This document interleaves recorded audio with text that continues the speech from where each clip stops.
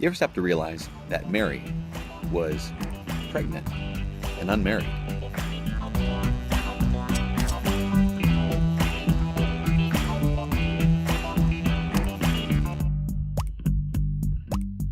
Well, now, that's not exactly technically true. I mean, when it comes to Jewish understandings of betrothal, Mary was betrothed to Joseph, but before they lived together. It wasn't exactly the same thing as just being engaged.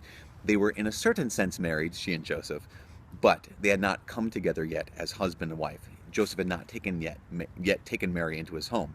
And still, there's a number of things that we can learn from this reality, this Advent, that Mary was essentially unmarried and yet pregnant.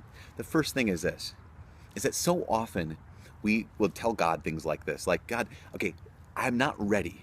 I'm not ready at this moment for you to do what you want to do in my life. I'm not ready for you to invite me to take this next step. I have to wait. I have to wait until this future time where things come together, and now I'm ready to go.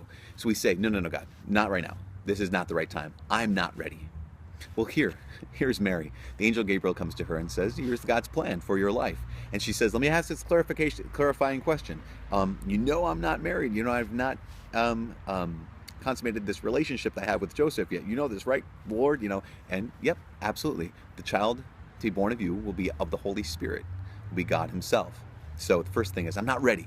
God says, actually, if now is the time, then you are ready.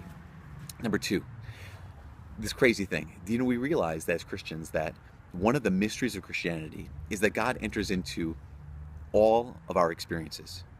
What I mean by that is God enters into human life. God enters into human love. He enters into human families. But also in Jesus, God allows himself to be overwhelmed by suffering, by betrayal, by people being disloyal. God allows himself to have his heart broken. In Mary, in this crazy situation where here's Mary in an less than ideal situation where she is betrothed but pregnant, God reveals that he enters into even the most broken of situations.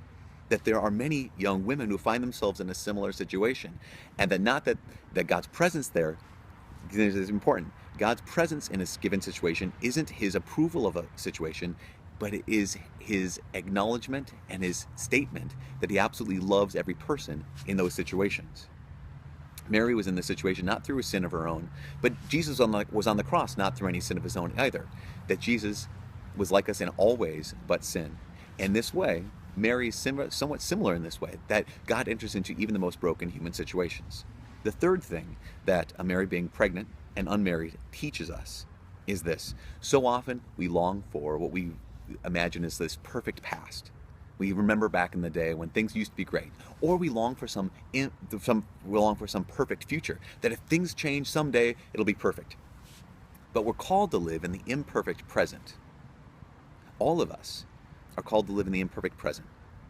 Mary could say, I just wish back in the day before I was in this situation, it was so ideal. It was perfect back then. Or in the future, someday when, after whatever happens, then it'll be great. Then it'll be perfect. But we're called to live in the imperfect present. Because that's the only place we can find God. God is not in the past because we're not in the past. God's not in the future because the future doesn't exist yet. God is in the present. And if I can't find him in the imperfect present, I'll never be able to find him. These are the three things that Mary being pregnant and unmarried teaches us. That when God calls, whether we feel ready or not, we're ready. Secondly, that God enters into every human situation. And thirdly, we don't just long for a perfect past or look forward to a perfect future. We live and find God in the imperfect present, because that's where God lives, in the imperfect present.